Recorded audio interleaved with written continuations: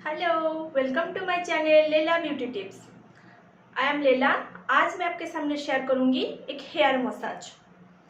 आज मैं मेरे भैया के ऊपर उसको अप्लाई करूंगी। क्या ना, उसको हेयर मसाज बहुत ही अच्छा लगता है। तो चलिए स्टार्ट करते हैं हमारा वीडियो। स्टार्ट करने से पहले अगर मेरे चैनल को आप सब्सक्राइब नहीं किए हैं तो प्लीज़ सब्सक्राइब कर दीजिएगा। और वीडियो को पूरा लास्ट तक देखिएगा। तो वीडियो को पसंद आया तो लाइक शेयर जो